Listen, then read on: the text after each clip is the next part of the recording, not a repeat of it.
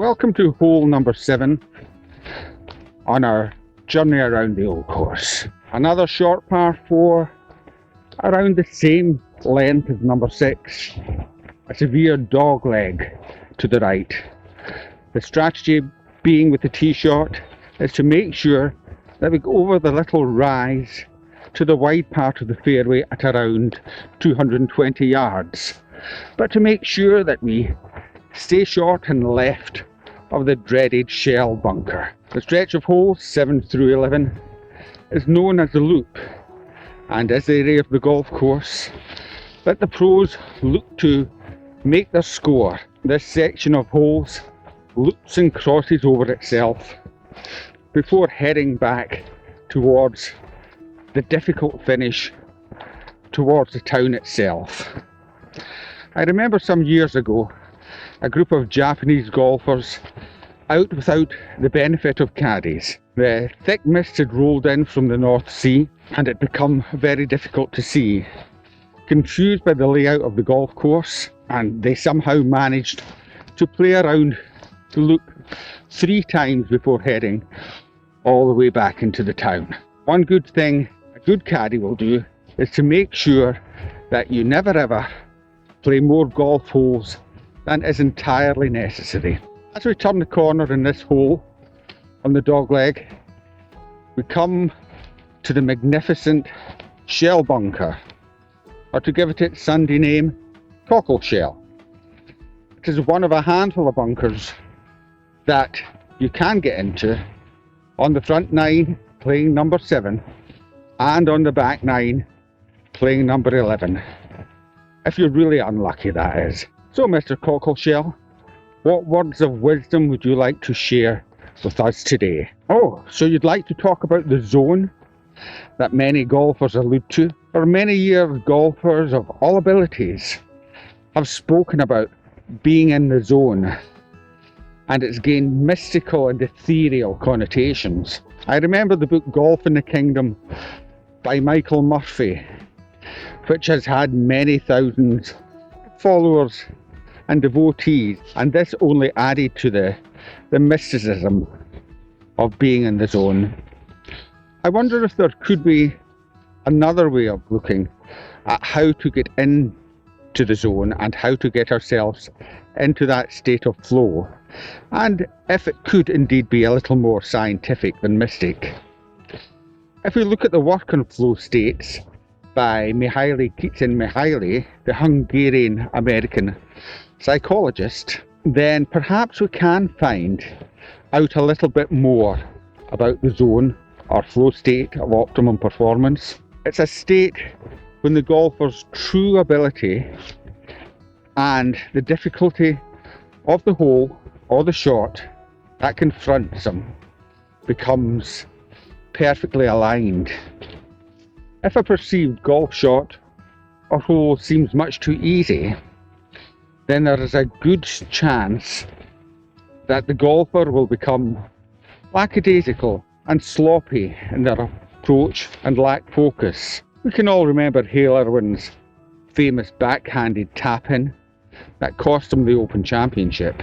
On the other hand, if the hole is seen as much too difficult or tough for our capabilities, then we can become stressed or anxious, leading to poor performance and poor play.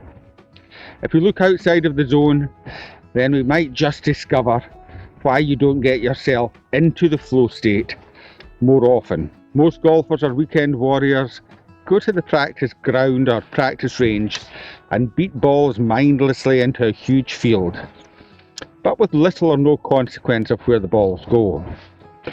Then they go off and play a tough, strange golf course and often decide to play off the tips. But when their handicaps indicate and may suggest a further forward set of tees would be more appropriate for their abilities. So if our practice induces a sloppy mindset and our play induces an anxious mindset, then is it any wonder that we don't find ourselves getting into the flow state of the zone more often? So what is the answer? Well, Simple and straightforward though it may seem, practice with a purpose, picking a target and going through your pre-shot routine with each and every single ball that you hit. Perhaps even imagining holes or shots you expect in the up and coming round. And of course, on the golf course, pick a set of tees that suits your handicap and your game.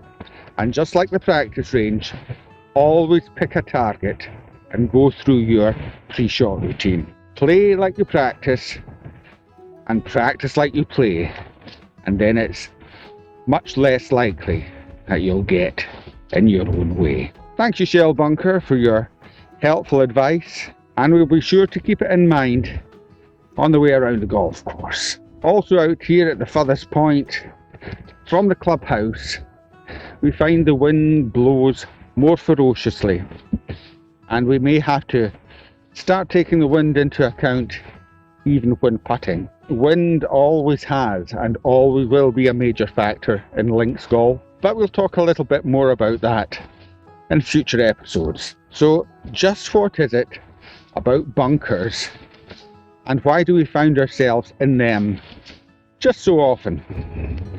Well, like so many things out here, it helps to look towards the past to find the answers. Bunkers were originally just sandy hollows amongst the dunes, used by the sheep to shelter from the wind and the elements. Well, as we know, one of the basic human needs is a need for shelter, and as children, many of us have fond memories of building sand castles and playing in the beach. So perhaps there could be some kind of childhood regression going on there as well. And of course, I guess, if you're somebody who's really unhealthily attracted to sheep, then perhaps you could find yourself in real trouble. So if you're having trouble sleeping tonight, just remember, count sheep, not just the ones that are sheltering in the bunkers. Before we end this episode, I would just like to show you one of the march stones on the golf course. These little stones are dotted about the golf course, and there are many stories about why they're here and why they were put here hundreds of years ago. My favourite being that they were markers to indicate where you could golf and where you could hunt. Anyway, I remember one of my first introductions to the dry caddy humour and wit when I first started caddying. One American asked the old caddy, "Hey, what's that cute little old stone for?" "Sir, that stone is a gravestone of the last American golfer that didn't leave me a tip," was the reply. So I guess that brings us to the end of another episode of Your Bunker Mentality. Like and subscribe, and we'll have another episode coming up soon. If you've got any suggestions about future episodes and future things you'd like to know about the old course, just leave them in the comment section and I'll be sure to get to them. And in the meantime, just remember, all that glitters isn't sand.